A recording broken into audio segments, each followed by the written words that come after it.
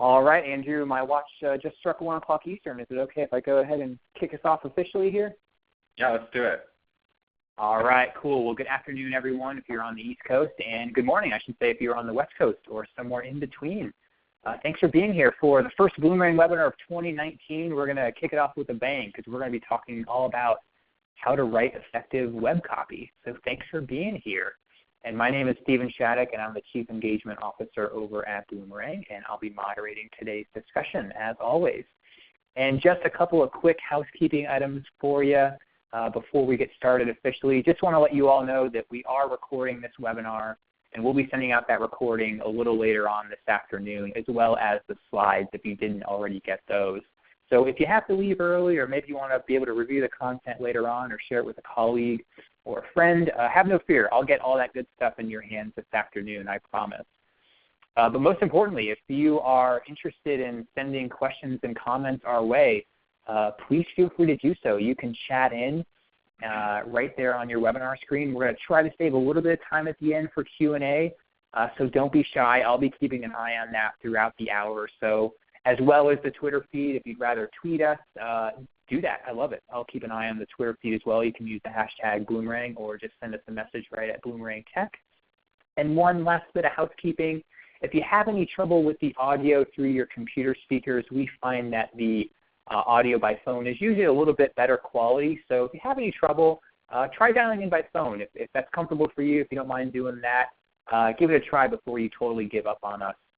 There's a phone number that you can dial in that's just for you in the email from ReadyTalk that came out about an hour or so ago. So try that phone if you have any trouble. And if this is your first Bloomerang webinar, I just want to say an extra special welcome to you folks. We do these webinars just about every single Thursday. This is the first one of 2019, and I've got about 50 other sessions planned. We really don't miss too many weeks throughout the year.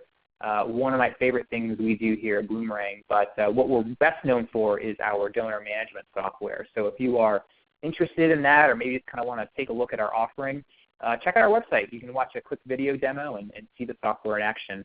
Don't even have to talk to a salesperson if you don't want to. So, but don't do that now, because you all are in for a real treat. We have Andrew Buck here joining us from Mighty Citizen to talk about web copy. How's it going, Andrew? You doing okay? I am doing fantastically. Thank you. Yeah, I am too, because I'm happy you're here. I'm happy this is our first webinar of the year. I've been getting to know Andrew over the past few months and talking to him over the last hour or so. Super great guy, and I love Mighty Citizen, by the way. I'm just going to kind of give a commercial for them if you don't mind. We had another of his colleagues give a great presentation last year. Rachel from Mighty Citizen, if you missed it, you can see it on our blog. But they do great work, and I know Andrew's going to give a fantastic presentation here. And I just want to brag on him real quick. Don't want to take up too much time away from him, but he is a content strategist over there at Mighty Citizen in Austin, Texas. He's got over 15 years experience helping lots of different organizations craft their marketing plans and brand messaging, storytelling. He's a fellow English major, so maybe that's why we get along, because I also have a degree in English. But has done a lot of really cool things for nonprofits over his career. He has managed rebranding projects for the Austin Humane Society. He oversaw a public image campaign for United Way in the capital area during a little bit of a PR crisis they have. That's a really tough task, by the way, if you've ever handled any kind of PR crisis. Also has helped up out on the membership side in Central Texas, largest nonprofit professional organization, helped increase membership and member revenue by over 25%. So definitely knows what he's talking about. He's really good at what he does, and he's giving away all that knowledge for free here. So Andrew, I think you're going to share your screen, so I'm going to hand things off to you to tell us all about effective web copy. So take it away, my friend. All right, thank you. I am sharing my screen. It should load up here in just a second for all of you. Yeah, looks like it's working. Great. Thank you so much, Stephen. I appreciate all the kind words. And I want to just jump right in because there's a lot that we're going to talk about, and I want to make sure that we get it all done in time and hopefully have some time for some questions at the end if we can do that. So it is called How to Write Effective Web Copy. And I'd like to start with a story about this man, whose name is David Ogilvy. Some of you may be familiar with him. He's sort of the prototypical ad man, maybe the model for Don Draper from Mad Men. He was a Scot who came over to America and sort of built slowly and surely over a few decades an advertising empire. His ad agency is still a major global ad agency. But what I really liked about this guy is he started in copywriting back in what some say was the golden age of copywriting in the 40s and 50s, just writing ads. And there's a story about him that I think really illustrates why we're taking an hour out of our day to talk about writing for the web. And the story goes that it was the very first day of spring in New York City, which looks something like this. It's a really special time in New York City because the New Yorkers have been hibernating for the last few miserable winter months, and it's finally the first sunny, warm day, and so people are really filling the streets. And so Ogilvy's walking down the street, and he notices a man sitting on the sidewalk begging for change. The man appears to be homeless, and he also is blind. And he has a sign that says something sort of ordinary like, I'm hungry, please help. But Ogilvy notices the man, but he really notices that nobody else is noticing this man. They're walking past him. His cup is empty. And Ogilvy, who at this point is a really powerful, rich guy, is sort of struck by inspiration. And he asks the man to borrow his sign. He takes it. He flips it over to the back, pulls out his Mont Blanc pen, and writes a new message and hands the sign back to the man. And the story goes that later that same day, Ogilvy's walking back down that same street, and wouldn't you know it, at this point the guy's cup is filled with dollar bills. People are stopping and talking to him, offering him help. And so, of course, the question is, what did Ogilvy write that was so compelling? And this is what he wrote. It is spring, and I am blind. Now, I love this for a lot of reasons. This message works, I think, in a number of ways. First of all, it's short, right? We like short. It is symmetrical. It's almost poetic. There's like a rhythm to it. But maybe even more than all of that is that it creates instant human recognition. Here I am enjoying this beautiful spring day, and in an instant, I'm reminded that I'm very lucky to be able to do that and that other people might not be as fortunate. So I think this illustrates why words matter. If Ogilvy came up in the golden age of copywriting, I would argue that we are maybe re-entering a new golden age of copywriting where it's becoming actually increasingly important as we consume more content. Back then, Ogilvy only had magazine ads and billboards to write. These days, we have obviously emails and social media and countless other ways to communicate our message. So with that in mind, we're just going to jump in. I'll let it real quick. Again, my name is Andrew Buck. I really wanted to put this slide up so that you have my email address, which I'll share again at the end. Feel free to email me at abuck@mightycitizen.com anytime with any questions related to content or writing. I love talking about this stuff and helping folks tackle some copy and challenges. So feel free to get in touch anytime. So here's what I want to cover by the end of this webinar. You should be able to, at the end, identify the most common challenges that we professional communicators face online, write for how users actually read online. Number 3, increase the readability of your web copy. And finally, make your online copy sticky. Now, I was telling Stephen before we began that this presentation we deliver to our clients, and it's usually about a 90-minute talk. So we've pared it down to fit inside this hour. So that's why we're going to move at a pretty good clip. But of course, you'll get a recording and the slides, and you can reach out to me at any time. Cool? Cool. So let's go ahead and start by talking about what we are up against. I like to start with just the really bummer news, right? It's great to start any webinar by talking about all the problems we face. But I think if we understand the problems more clearly, we can fix them more efficiently. So the first thing is attention span. Back in 2000, They did a global study that suggested that the average human attention span came in at about 12 seconds. That is, you have 12 seconds to see someone's attention and try to convert it into interest before they move on to the next distraction. Goldfish, meanwhile, famously, come in at just over 9 seconds. So we had goldfish dominated back in 2000. But then they did the study again in 2013, and we had plummeted to 8 seconds. Now you can probably guess what happened between 2000 and 2013 that contributed to this. Of course, it was the advent of digital technology, right? Smartphones, social, just content in every imaginable form coming at us 24 hours a day.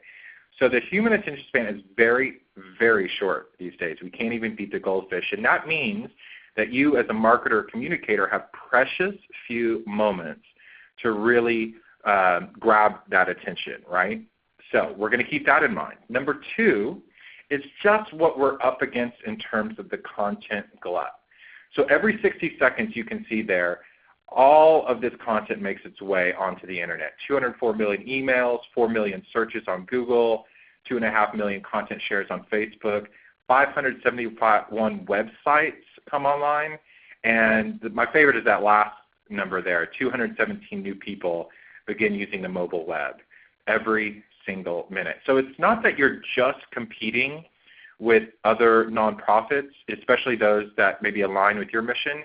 You're competing with the world, right? We've already got short attention spans, and every minute of every day, there's countless more reasons for our prospective audience to ignore us in favor of some other piece of content. Then there's the question of how people actually read on screen. So if I were to ask how people read on screen, you might have a variety of answers. But my answer to this question is they don't read. People don't read on screens the way they read on paper. They skim, they search, and they scan, right? Now, this is good news for us in a way because it means that we can make things more skimmable, searchable, and scannable so that they actually get our message.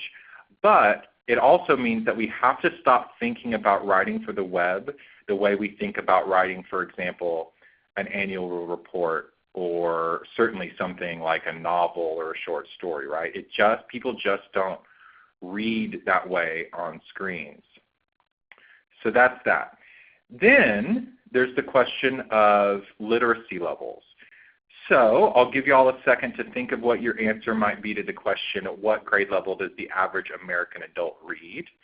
I have asked this of clients and heard everything from 1st to 12th grade, depending on how sort of cynical or optimistic you are about the American reader. But the average comes in at 8th grade. And what that translates to is that about half of American adults cannot comprehend a book written above an 8th grade level. And look at that, I found a typo in my own webinar. But that is daunting, I think, for some writers and communicators and marketers. I think it's something we don't tend to pay attention to, but we absolutely should. Now, there's a lot of implications of this, and I don't want to dive into all of them right now. But suffice to say that if your copy, whatever it may be, a web page, an email, a donation solicitation letter, if you're above an 8th grade reading level, you can count on some people not being able to read it. And even the people who can read it have a very low comprehension. As you go further over the 8th grade level, if we were to graph it, we would see the comprehension plummet, right? So we want to get under 8th grade level. We'll talk more about that here in a little while.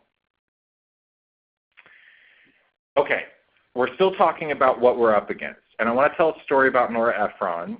If you don't know Nora Ephron, she was a certified genius in my book. She was a writer, primarily a screenwriter. She wrote When Harry Met Sally and Sleepless in Seattle and Julie and Julia. She was very smart, very funny. And there's a story about her that she was a high school senior. She was in journalism class at her high school in Beverly Hills. And the journalism teacher came in one of the first days of class and said, all right, we're going to practice writing a lead for the school newspaper. Now, a lead, as you probably know, is the very first sentence of a newspaper or news story. This is very, very important, right? So he said, I'm going to give you some facts, and I want you all to write the lead if you were going to tell that story in the student newspaper. And so here are the facts that he gave his students. Kenneth L. Peters, principal of Beverly Hills High School, announced today that the entire school faculty will travel to Sacramento next Thursday for colloquium and new teaching methods. Among the speakers will be anthropologist Margaret Mead, college president Dr. Robert Maynard Hutchins, California Governor Pat Brown. Okay. So he gives them all these facts. Everyone puts their heads down, starts scribbling their lead. And Nora Ephron, even at that young age, being not just a genius, but really understanding what people like and what really persuades and compels and engages people, this was her lead. There will be no school next Thursday. Boom. Rim shot, right? So great. Now, why do I tell this story? Because it's a great reminder of how critical it is that we as communicators keep our audience in mind all the time. Now, this might sound like marketing 101, right? Hey, you got to think about your audience. But I've been working in nonprofit and consulting communications for 15-ish years now. And I can tell you that I still lose sight of the audience sometimes. I'm thinking more about my organization and what our goals are and not enough about what our audience wants, right? So I already have precious few seconds. I've got tons of content competition I'm up against. I've got some literacy challenges. And now, on top of that, I've got to remember what people care about. Nora Ephron understood that the audience she was going after, that is her fellow students, don't care about teaching conferences. They care about getting a day off of school. So that's where she led. And after that, she could have told the rest of the story. So I just encourage us, maybe we put a sticky note on our computer monitor that says think about the audience or think about the donors, just as a constant reminder. Okay, so that's what we're up against. But the good news is there are plenty of solutions. And the first one I want to talk about is this is really the low-hanging fruit. These are the things we can do today to improve the number of people who read our content and the number of people who comprehend it and, frankly, the number of people who like it and engage with it. And that really has to do with readability. So we want to talk about how to make our web copy more readable. The first thing I want to say is write everything. And what I mean by that is get it out of your head. The very first step to creating any piece of written content, again, whether it's public-facing or internal-facing, is just to write with abandon. I hesitate to use the phrase stream of consciousness because I think for some people that has some bad connotations from your high school creative writing class, but that's sort of what it is. The idea is you've got the knowledge locked up inside of your head. You don't even know how much knowledge you have about a particular subject. And the finest way to get there is just to write everything down. Don't worry for a second about whether it's any good. We're not worrying about good copy now. We're just worrying about getting it out of our heads onto the paper. The writer Flannery O'Connor has one of my all-time favorite quotes. She said that the way I know what I think, I write in order to know what I think. That's what it is. I write in order to know what I think. So writing becomes a way of thinking through things. So just spit it all out. Get it out on the paper. Because then we'll worry about making it good. Now, there's a few implications for this, right? We have to get the ideas about our head, but we have to accept that the first draft of anything we write is probably going to be pretty terrible.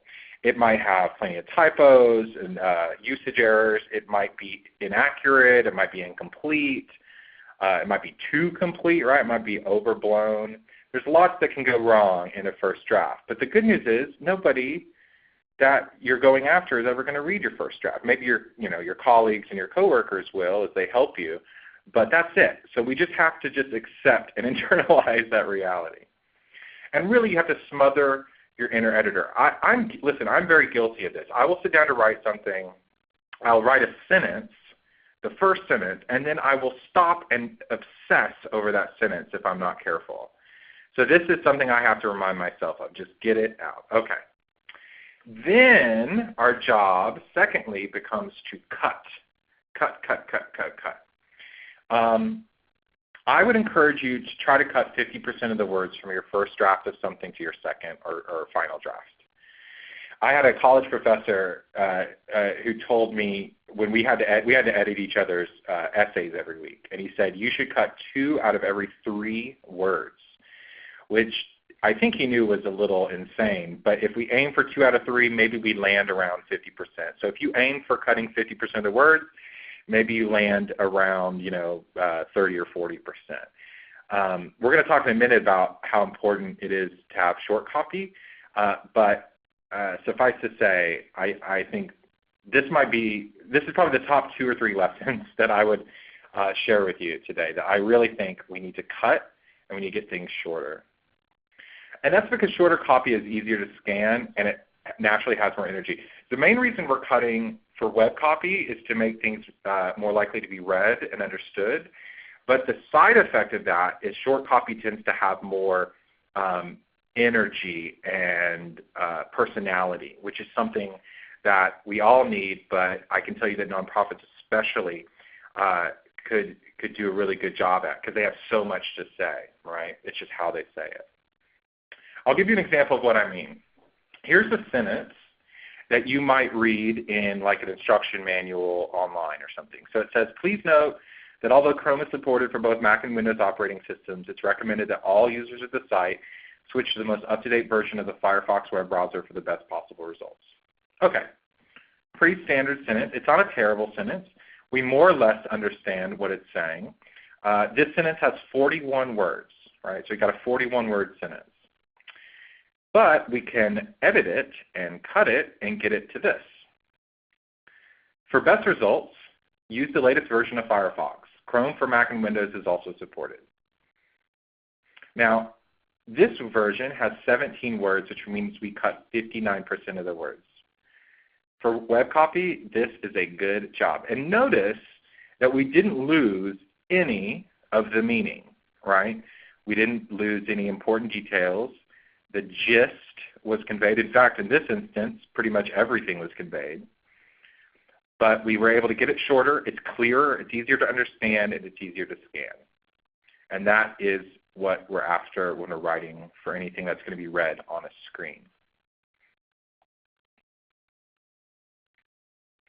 All right, 4 quick ways to simplify your copy. So when you're doing that cutting process and editing process, try to really make things, we're trying to get to that Ogilvy paradigm that we saw in that opening story, right? We want to be writing things that are that moving and compelling and undeniable. Now, for the next 60 seconds, it's going to be like a flashback to your language arts class in high school. Forgive me. But these are things that are really easy ways to cut. So the first is to eliminate prepositions when possible. Prepositions are obviously really important parts of speech. We couldn't really do much without them, but they're often overused, especially in any sort of first draft of anything we write. The way that I remember what a preposition is something I learned all the way back in 3rd grade when my teacher, Miss Lomack, taught us that a preposition is any word that can connect a squirrel and a tree. So, for example, the squirrel is in the tree, right? In is a preposition. The squirrel's on the tree. The squirrel's under the tree. The squirrel's around the tree. So that's to this day how I identify prepositions, but they can often come out of our writing. Number 2, this is a classic for most people's English classes. Cut those to be verbs. So sentences like, the program is designed to serve single moms becomes, the program serves single moms. And we cut, 3 words in just that one little change. And notice the second version just has more momentum, right? It has more dynamism, if you ask me. So cut those to be verbs. Number 3, another classic. Use the active voice, not the passive. So just as a reminder, active means the subject of the sentence is performing the action. The passive sentence means the subject of the sentence is having an action performed upon it. So instead of a passive sentence like Jim was hit by the wiffle ball, we just flip it and say the wiffle ball hit Jim. Now, this is it's not to say you should never have a passive sentence. In fact, there are some sentences that if you made them active would sound really weird. But we often overuse the passive voice. Passive sentences tend to be longer, and they tend to be a little more difficult for the average reader to comprehend. So let's get more active with our language. And then finally, my favorite is cut filler phrases. Right? We see them everywhere. Often they start out sentences like, one can easily see, or it's important to realize, or it goes without saying. But really, these filler phrases can appear in the middle or at the end of a sentence. And they don't, and when I say filler, I mean we write them because we're thinking, right? Writing is a thinking activity. And so as we're thinking, we're typing these things to try to kind of get to our ideas and give us some time. So when you're editing things and you're trying to make them sing, this is a really easy way. Just cut them. Just cut them, cut them, cut them. You don't need them, and they usually don't serve you any good except delaying your point. Okay. So again, it is all about increasing readability, right? Some of you may be familiar with something called the F pattern. So what you're looking at here is a web page. This is from the magazine Science. It's on their website. It's an article about antibiotic-resistant bacteria. Pretty standard-looking web page. And the way that people read on screens follows, generally, an F pattern that looks something like this. Meaning they read the top of the page, and as they move down the page, they tend to look less and less to the right. Remember, people don't read on screens the way they do on paper, generally. And as you move further and further down the page, their eyes are just jumping occasionally to the right, looking for words of either interest or the words that trigger what they came to that page to look for. So the implications of this is stuff you can do literally today to improve your website. People, first of all, just understand that people won't read everything you write. And it pains me to say that because I, like you, love laboring over a really great email or blog post or something. But as you get to a certain length, people just will not read every word. They won't. So we have to just accept that and move on. But it also means that the most important information has to go at the top of the page. It also probably means for some folks that they need more pages on their site. A lot of clients that we work with, so we're a design and marketing and digital transformation agency here at Mighty Citizen. And so we do a lot of design stuff. And what we often see is on a nonprofit side especially, they tend to kind of cram information onto one page. And we recommend against that. Have one page be for one idea. Because if you cram a bunch of information on a page that's important, some of it's going to have to be pushed down and people will miss it. They simply will miss it. You probably have the experience of someone saying, I couldn't find such and such on your site, and you go, well, no, it's there. It's just not prominent enough. And by prominent, I mean let's bring stuff to the top of the page. And then the other thing I'll add is that information-carrying words should go along the left side of the page. Because people tend to look down the left side, occasionally looking to the right. So we want to begin our paragraphs, especially with words most relevant to whatever we're talking about when possible. That also is a good reason to, again, cut those filler phrases. Just get to it, right? If you're talking about antibiotic-resistant bacteria, make sure words related to that are starting off your sentences and especially your paragraphs. Okay, moving on. I'm going to show you two blocks of text. It's the exact same text in each block, and you're going to decide for you which of these is easier to read. This might be the easiest quiz of all time. Okay, there we go. If you're like 90, I'm going to say 7% of Americans, you're going to say the one on the right is easier to read, especially on a screen. Now, why is that? There's a lot of reasons why. First, the one on the right has more white space. That's probably the biggest reason that it's easier to read, right? There's more paragraph breaks. It's got a picture, which is nice. Most importantly, the picture is relevant. It has to do with the story of Little Red Riding Hood.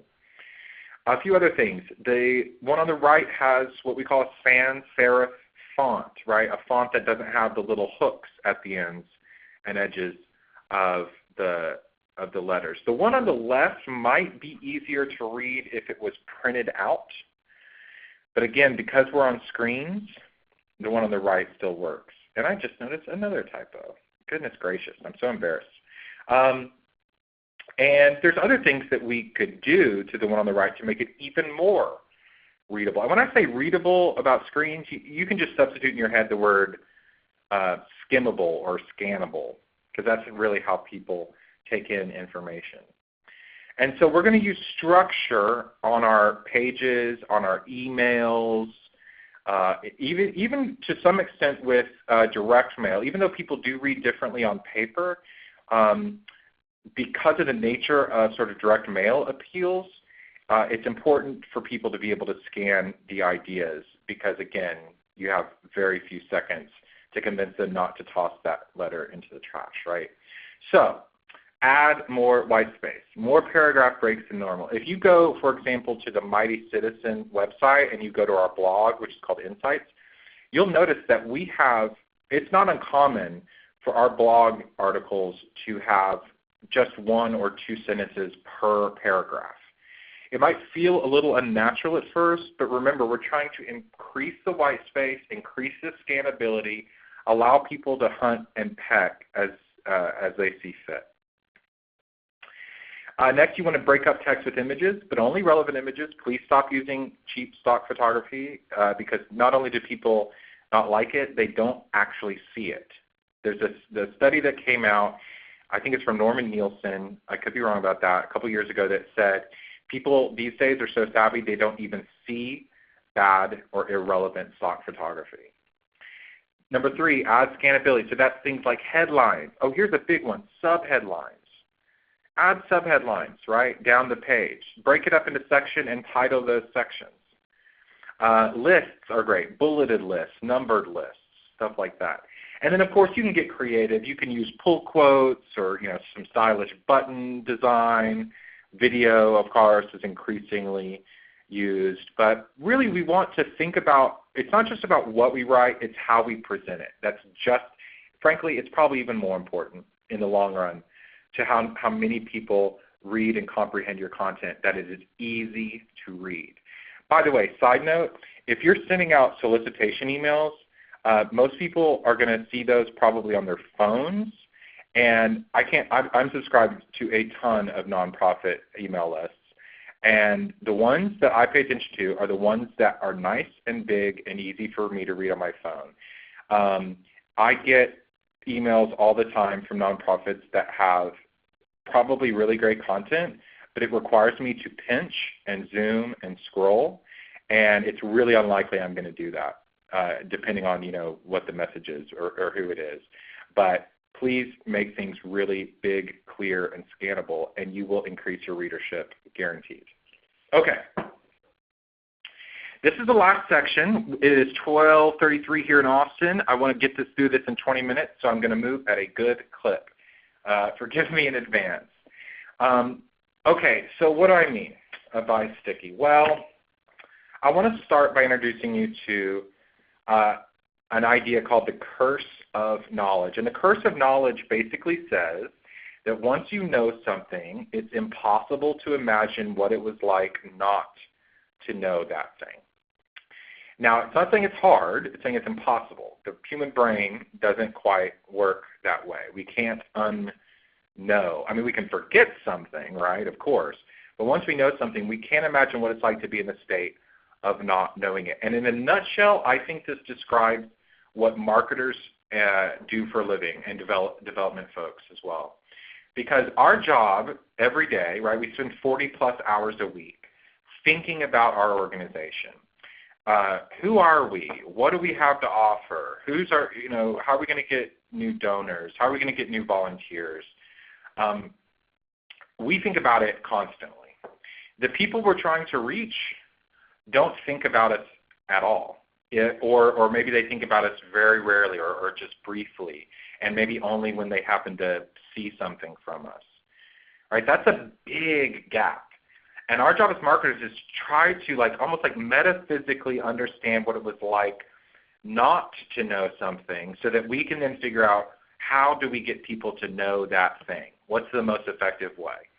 And despite the fact that all of us suffer from the curse of knowledge to one degree or another, there are tools we can use that improve the chances that the things we put out into the world will stick. And by stick, I mean lodge in someone's brain and come up again when there's some association or some need arises.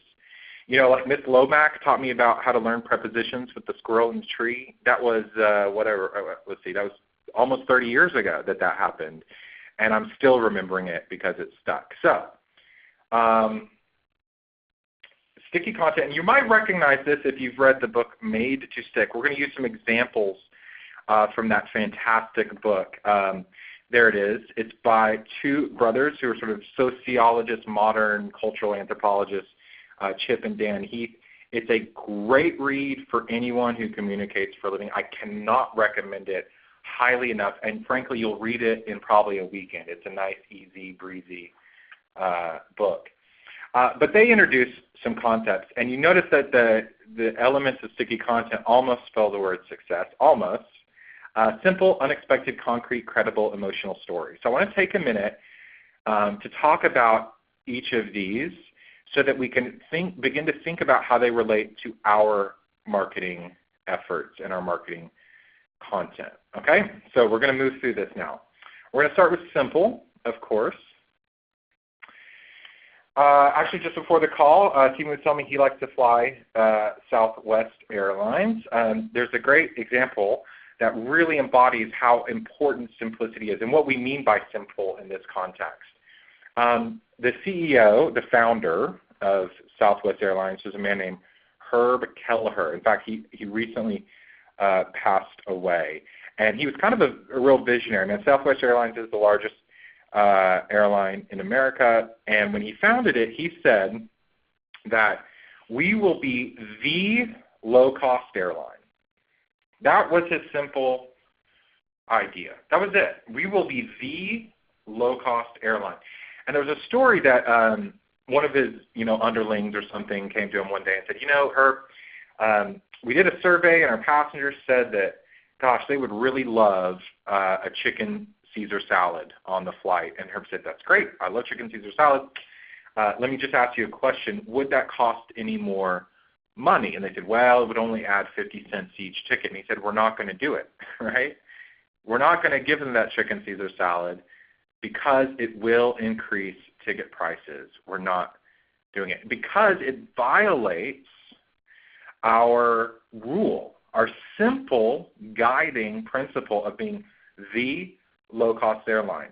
If there's something, in other words, he was willing to ignore his passengers' desires and requests if it meant keeping ticket prices as low as possible. So, let me say this. I don't want you to confuse simplicity as a guiding principle with that everything you write has to be simple. We're not asking you to write sort of Dick and Jane level books, right? We don't want that simple of language all the time.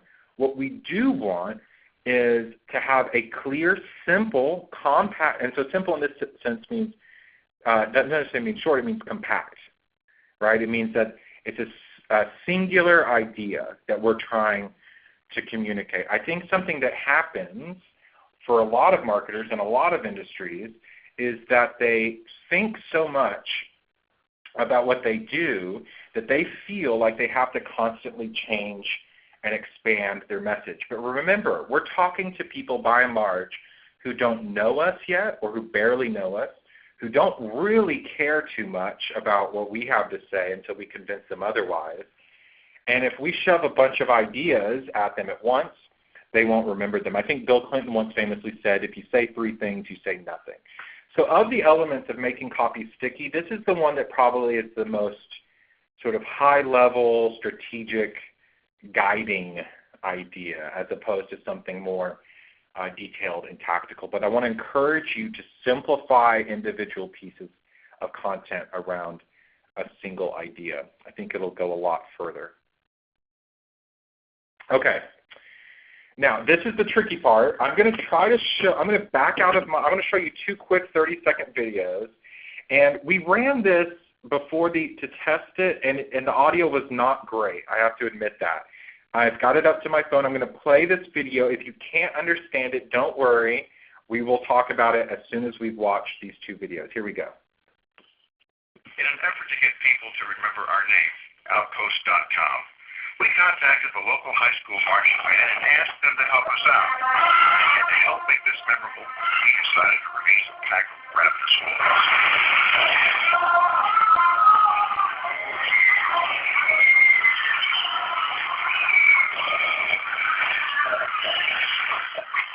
That's good stuff.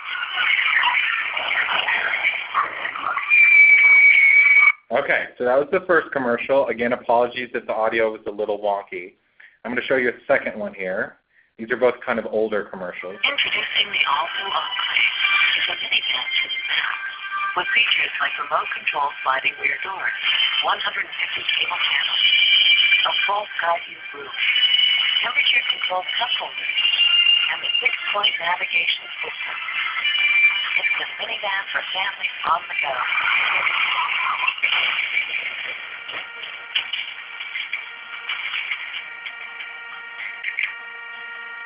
Okay, all right. So, by the way, in the slide deck that you're going to get after this, there are links to these videos if the audio is bad. In short, we saw 2 commercials. One was about them releasing wolves to gather attention, right? We're going to attack this band with these wolves, and that'll get us national attention. And in the second one, it seemed like it was a car commercial, but then there was an accident, and it turned into a PSA about buckling up. Okay, so why those 2 commercials? Because they both illustrate the second idea of sticky copy, which is being unexpected. I think increasingly we think that the way to cut through the content glut is to try to get weirder and more provocative. And that's not necessarily untrue. The problem is that a lot of folks just stop there. They try to be provocative without connecting it to their core message. So if you want to be unexpected when you're communicating to your audiences, you have to make sure that it relates back to your core message or goal. So in those 2 commercials, the first one, I would argue, with the wolves and the marching band was ineffective because the marching band and the wolves, while kind of funny, has nothing to do with who it was advertising for. In this case, it was a company called Outpost that sold computer stuff. They don't exist anymore. So that was ineffective, I would argue, because there was no connection between Outpost and the unexpected content. The second commercial, where we think we're watching a normal car commercial and then suddenly there's an accident, that is more effective because the message of you need to buckle up makes a lot more sense in that content, or excuse me, in that context. So here's the message. Unexpected content can stick in your readers' minds if it's both surprising and interesting. So you've got to seize their attention, right? You've got to do something a little unusual to seize their attention, but then you have to convert it into interest. And there's not a formula for that, but you know who's really good at that? Local news. You've seen these local news commercials that are like, is your toothbrush killing you? Tune in at 10. There's an escalator that is, there's a magical escalator. Learn more tonight at 11. The way you can really create unexpected engagement with your users is to create a mystery for them and then later solve or complete that mystery. Humans hate not having a resolution. We've got to know how something ends. That's why people hated the end of The Sopranos, because like the screen went black and we didn't know what happened. We love that resolution. So that's one way you can create something sort of unexpected. Think of creating a mystery for your users and then solving it. Okay. Number 3, so we've done simple, unexpected. Now I want to talk about this guy, Charlie Strong. He used to be the head football coach at my alma mater, the University of Texas here in Austin. He wasn't super successful as our head coach, but when he came on campus, he introduced what he called his core values. And these are the core values he introduced.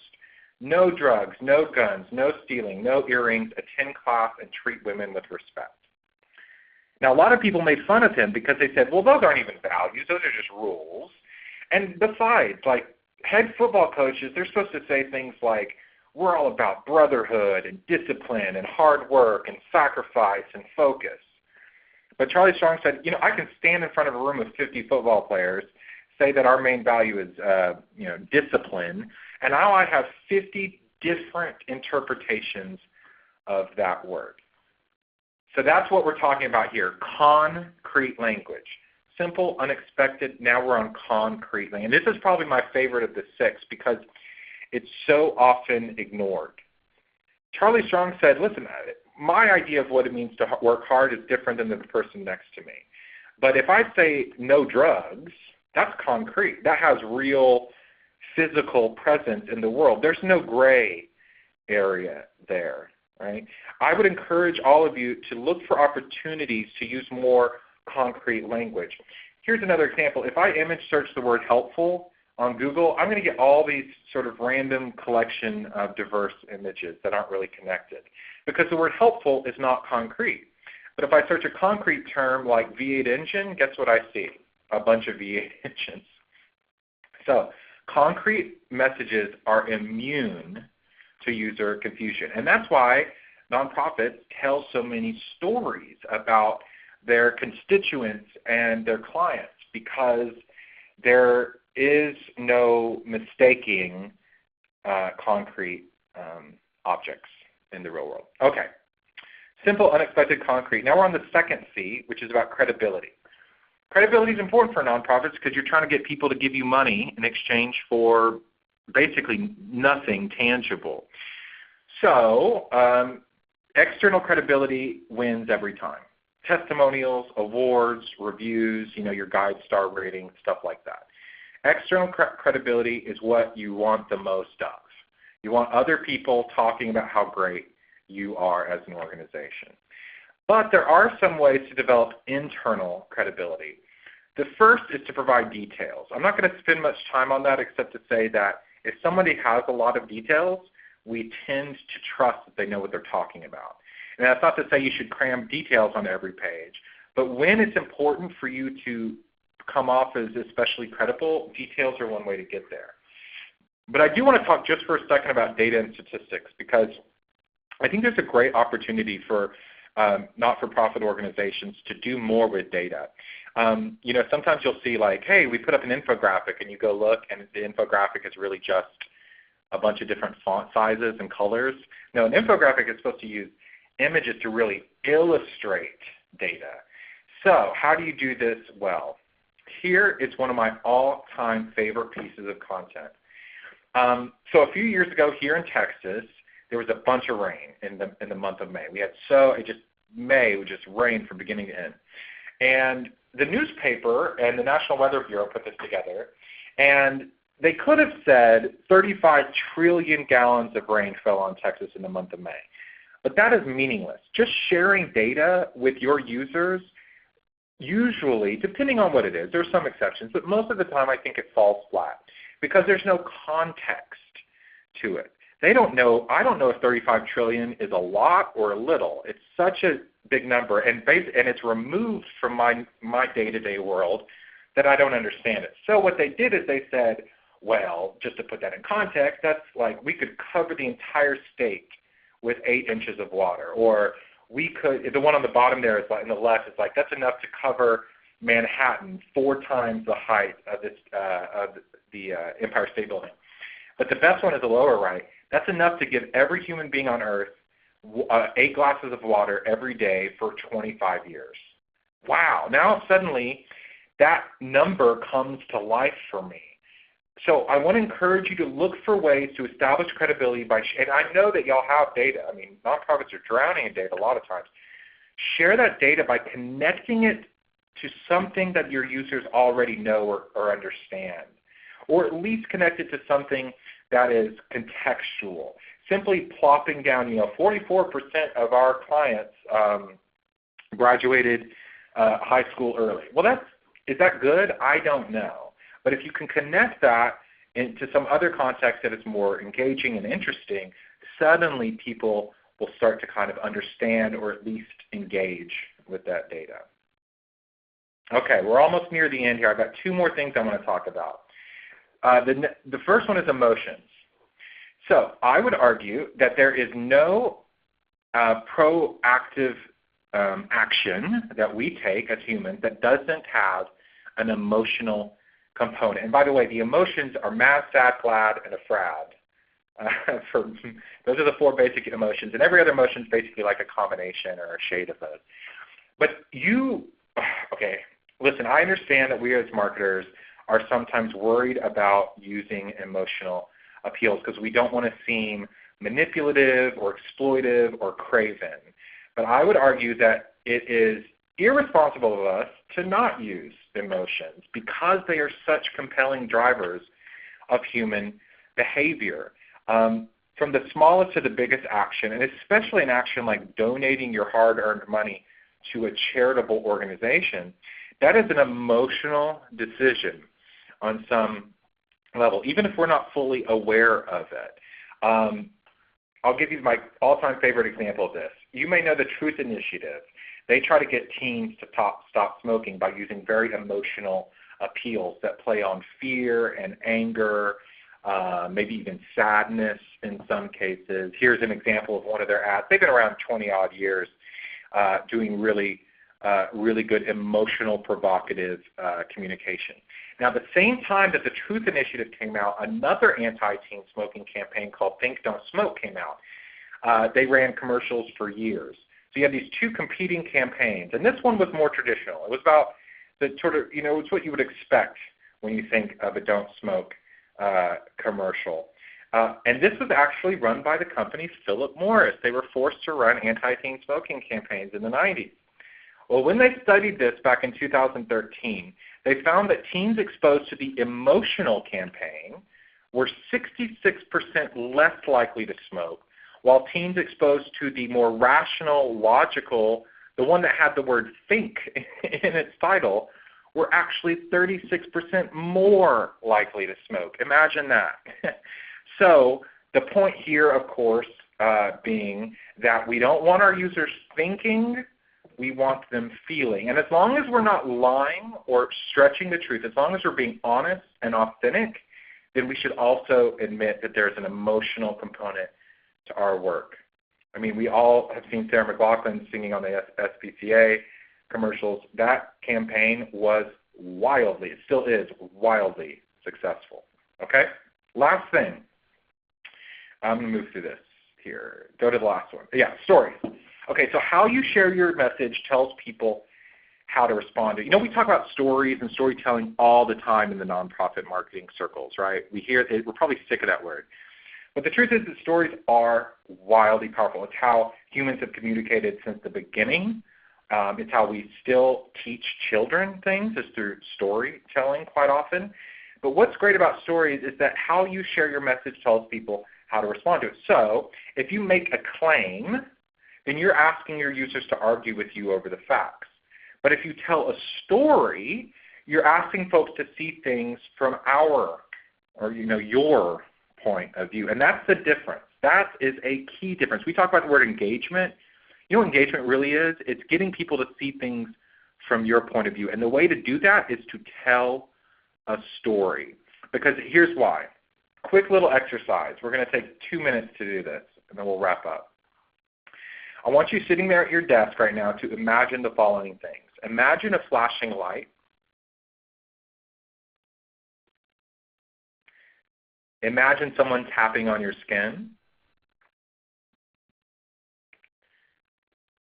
Now imagine any word that begins with the letter B. And finally, imagine the Eiffel Tower. Okay, now you've imagined those 4 things. If we could have hooked you up to a brain scan during that little exercise, we would have seen that the visual area of your brain activated when you imagined a flashing light.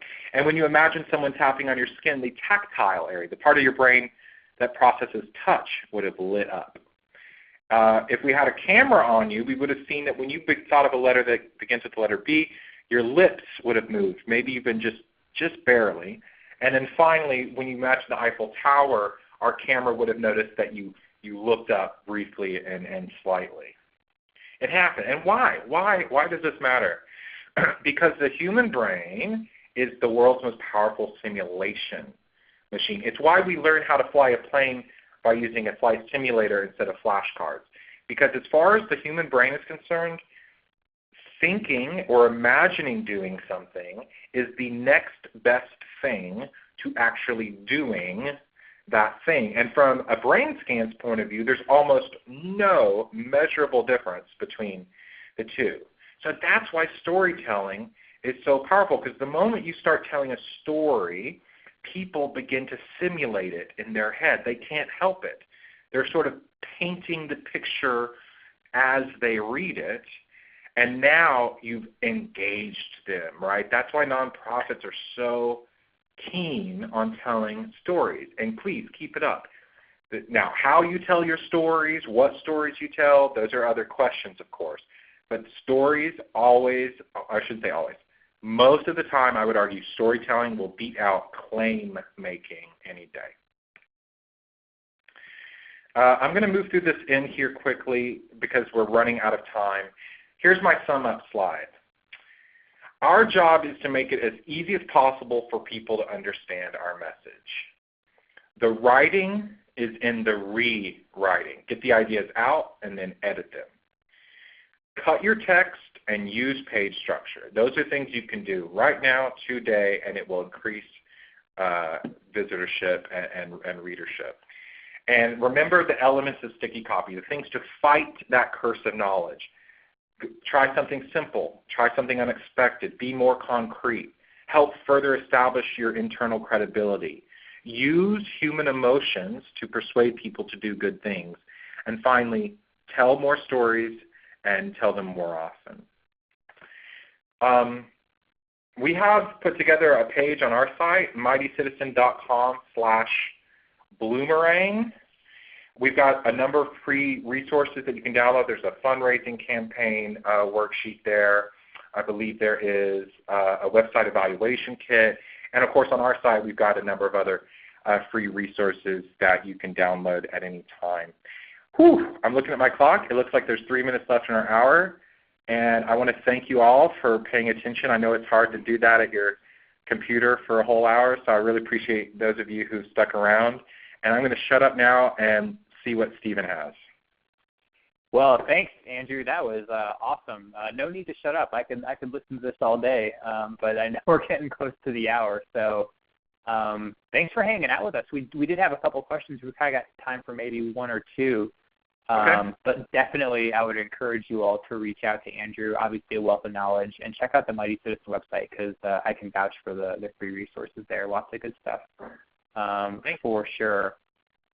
Here's one from Angie, Andrew. She asked this when you were talking about making cuts within your story. How can you determine when that will work? Because people may be talking to different audiences at different times. Are there certain sort of things you should keep in mind when dealing with different audiences, or should you kind of treat them all the same? I mean, are audiences really that different in terms of the kinds of things you recommended today?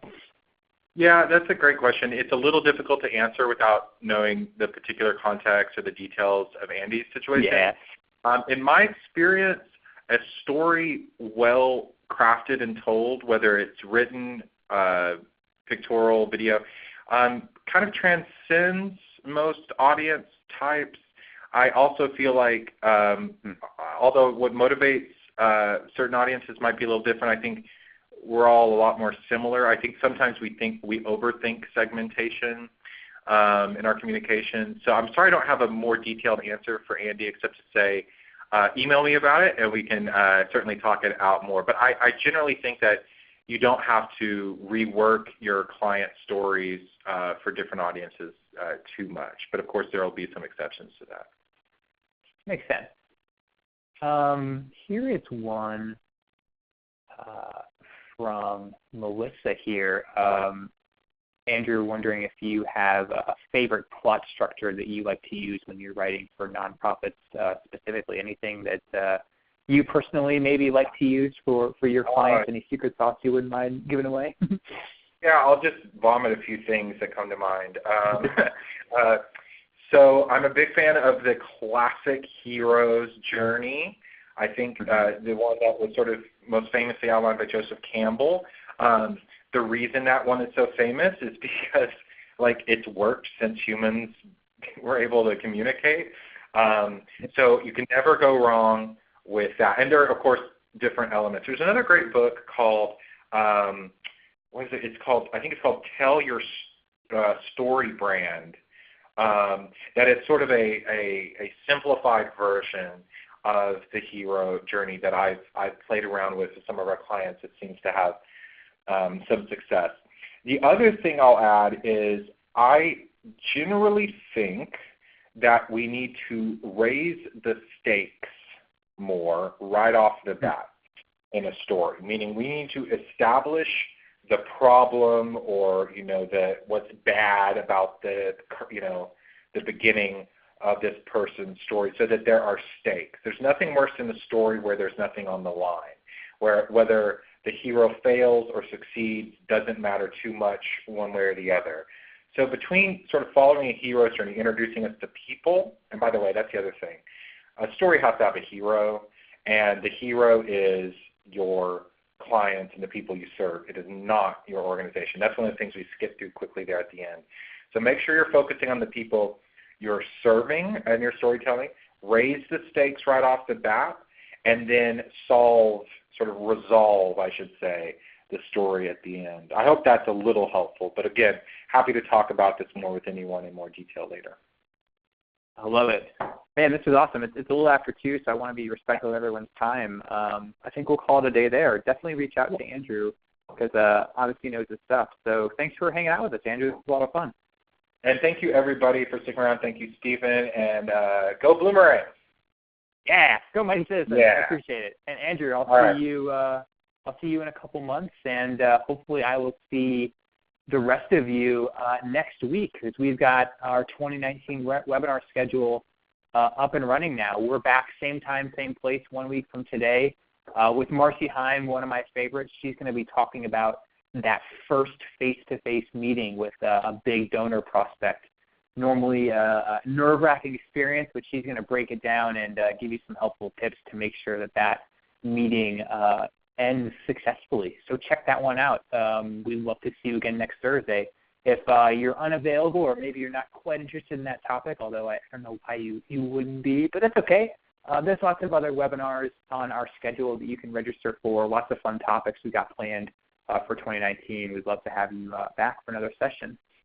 So look for an email from me with the recording and the slides. I'll get that to you this afternoon, and hopefully we'll see you again next week. So have a good rest of your Thursday. Have a safe weekend. Stay warm out there, and we'll talk to you again soon.